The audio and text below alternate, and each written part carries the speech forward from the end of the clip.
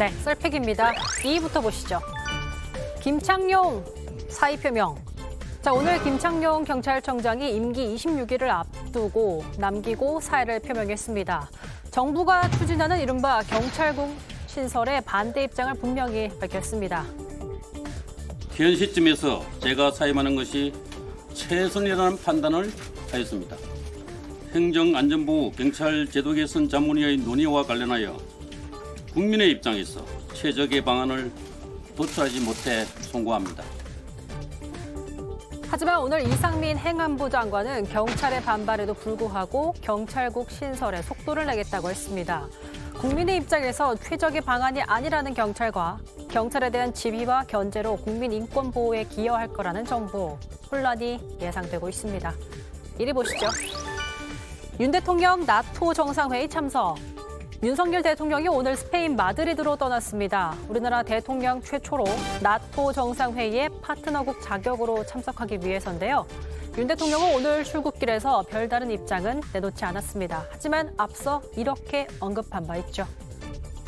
유럽과 아시아의 여러 정상들이 오기 때문에 우리나라의 다양한 현안들 또 수출과 관련된 문제라든지 이런 것도 필요하면 얘기를 할 수 있을 것 같습니다.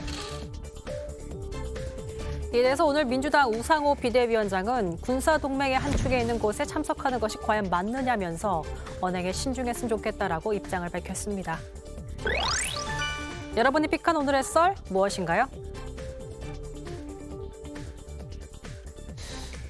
예, 나토 정상회담 관련돼서 얘기를 좀 해보도록 하겠습니다. 오늘 우상호 비대위원장은 좀 강하게 비판을 했어요. 나토는 군사 조약이고 보통의 정상회담과 다르다. 신중해야 되는데 왜 잘한지 모르겠고 또 언행에 신중해야 된다고 했습니다. 장채민 의원은 어떻게 보세요? 아니, 근데 저도 그 나토 간다고 했을 때 되게 궁금했거든요. 왜 가나? 그러니까 모든 뭐 그 외교의 목적과 내용이 있어야 되잖아요. 나토 정상회담 간다. 왜 가는지를 잘 모르겠어요. 그러니까 저희가 여러 가지 이제 리스크들에 대해서 생각을 하는 거잖아요. 이게 확실한 군사 동맹이고 특히나 지금 이제 우크라이나 이 지금 나토 정상회담의 주요 주제가 지금 우크라이나 러시아 전쟁 상황이기 때문에 그 상황에서 저희가 여러 가지 갖게 될 안보적인 아니면 다른 어떤 경제적인 리스크가 분명히 있는 거는 뭐 맞는데 그럼에도 이런 리스크에도 불구하고 우리 국익이 이런 게 있습니다. 그래서 갑니다라는 게 명확하면 오히려 약간 납득이 되겠는데 그게 없어요. 제가 보기에는. 네. 근데 저는 뭐 가는 것까지는 그럴 수 있다고 생각합니다. 안 가는 것도 이상해요. 이게 일본하고 했는데. 호주하고 뉴질랜드하고 일종의 옵저버로 초청받아서 가는 거잖아요. 우리 회원국은 아닌데. 근데 만약 안 간다 그러면 그것도 또 외교적으로 정치적으로 해석이 되거든요. 때문에 가는 거는 좀 그럴 수 있다 쳐도 가서 언행에 대해서는 각별한 신중함을 좀 기할 필요가 있다. 앞서 이제 우상호 비대위원장이 우려했던 대로 저거는 이제 군사동맹이고 군사조약입니다.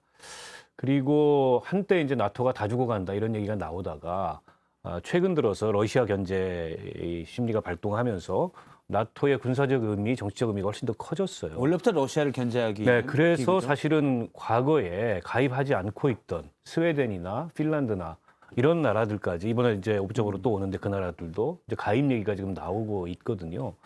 어떻게 보면 이게 이제 냉전 해체 이후에 오랜 시간이 흘러서 다시 국제 정세가 신냉전 체제로 흘러가고 있고 지금 바이든 행정부는 이른바 가치 외교, 가치 동맹이라는 측면 하에 그렇게 일종의 이제 이 진영 외교를 강화하는 면모들이 있는데 만약 여기서 우리가 무슨 나토 그 정상회의에서 결의문을 채택하거나 뭐 이런 걸 채택할 때 옵저버로서 과연 거기에 참여해야 될 건가? 저는 그건 굉장히 신중해야 된다고 생각합니다. 자칫하면 이게 반러 반중 전선에 동참한 걸로 해석이 돼서 우리 한쪽 편을 확 들어가는 것처럼 여러 가지 우리가 어려움을 겪을 수 있다. 근데 사실은 이제 민주당 입장은 왜 이렇게 러시아를 굳이 자극하느냐 뭐 이런 입장인 것 같거든요. 근데 러시아는 사실 공공연하게 대한민국을 자극을 했었고 때로는 아주 노골적으로 사실 대한민국 뭐 영공에 침범을 한다든지 내지는 그 어떤 안보리의 대북 제재에 사실 그거 대한민국의 제재를 무력화시키거나 은근히 북한을 도와주는 이런 모습들을 보면서 사실상 대한민국이 러시아에게 보여줬던 호의들을 상당 부분 배신했다라고 평가할 수 있을 만큼 러시아는 상당히 우리나라를 꾸준히 오랜 시간 동안 자극을 했거든요. 예. 나토에 가가지고 지금 사실 러시아를 주도로 벌어지고 있는 이 전쟁에서 대한민국이 여기 동참을 하고 같이 뜻을 전하겠다라고 하는 것 자체를 눈치 본다는 식으로 내지는 그 러시아를 자극한다는 식으로 그냥 치부할 건 저는 아니라고 생각합니다. 같은 생각인데요. 네. 생각을 조금만 더 전진시키면 이미 우리나라가 굉장히 큰 나라가 됐다는 거예요. 어디 나토에서 우리나라를 부른 적이 있습니까? 부를 만한 상황이 됐다는 거예요.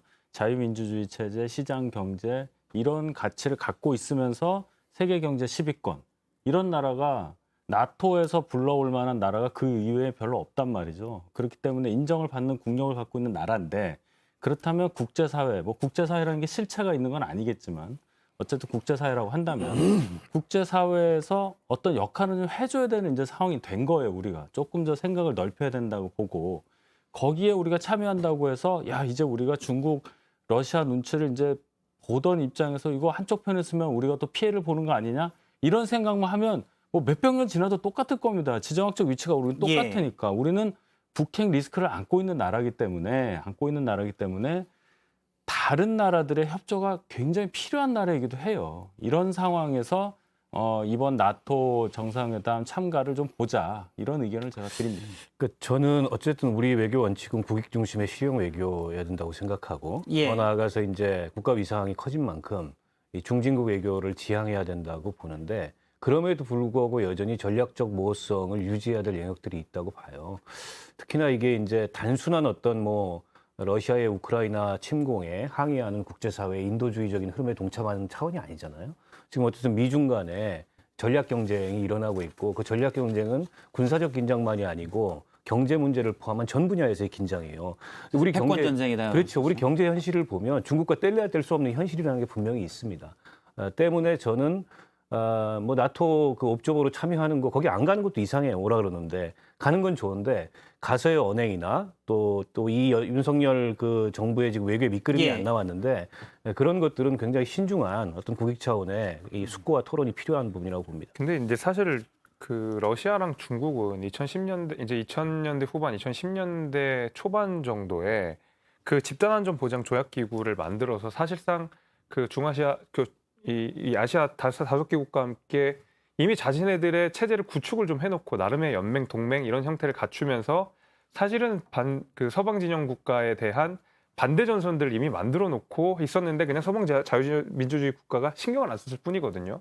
그런 의미에서 우리도 이제는 북중러를 기반으로 한 그 안에 단단한 동맹 체계들을 우리도 나름의 그 또 다른 자유민주주의 진영 국가로서 갖춰야 될 필요성이 저는 분명히 있다고 봅니다. 그래서 이 전략성 모호성이 2022년 대한민국에 여전히 유효한가라고 생각이 되면 저는 이제 그렇진 않다고 생각하고 저는 있어요. 선택을 해야 된다는 유효하다고 말씀. 생각하는 게 그러니까 우리가 국력이 굉장히 많이 컸고 큰 나라가 된 거는 맞습니다. 분명히 선진국이 됐죠. 근데 경제적인 부분에서의 어떤 그 리더십과 이런 부분들을 요할 때는 반드시 그렇게 해야 되고요.